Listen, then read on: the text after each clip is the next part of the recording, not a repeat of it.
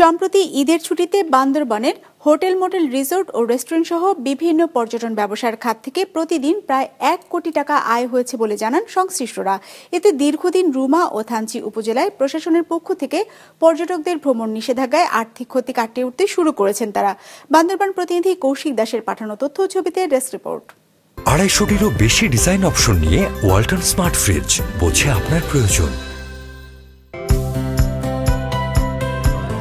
ঈদের টানা ছুটিতে বান্দরবানের নীলাচল, মেঘলা, প্রান্তিক লেক, শৈলপ্রপাত, চিম্বুক পাহাড় ও নীলগিরি সহ প্রায় প্রতিটি পর্যটন কেন্দ্রে ছিল দর্শনার্থীদের উপচে পড়া ভিড়।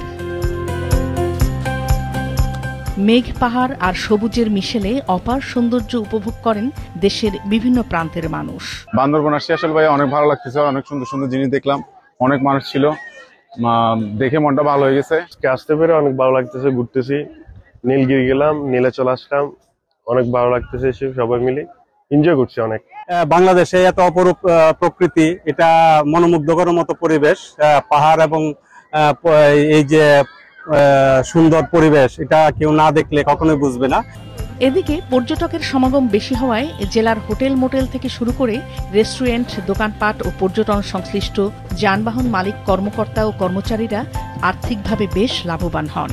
ঈদের ছুটির প্রতিটি দিনে সেসব খাত থেকে প্রায় ১ কোটি টাকা করে আয় হয়েছে বলে জানান সংশ্লিষ্টরা। এতে দীর্ঘদিন জেলায় পর্যটক ভ্রমণে নিষেধাজ্ঞায় ক্ষতি বেশ কিছুটা কাটিয়ে ওঠায় সন্তুষ্ট তারা। ঈদের দীর্ঘ ছুটিকে কেন্দ্র করে বান্দরবানের ম্যাক্সিমাম পর্যটন যখন উন্মুক্ত করা হয়েছে, প্রচুর পর্যটকের সমাগম হয়েছে। গতকাল পর্যন্ত আমাদের মোটামুটি আশানুরূপ পর্যটক ছিল। বহুদিন পর বান্দরবানের মধ্যে উৎসবমুখর পরিবেশ হয়েছে। টানা ছুটিতে দীর্ঘদিন আমরা অনেক ভালো পর্যটক পেয়েছি।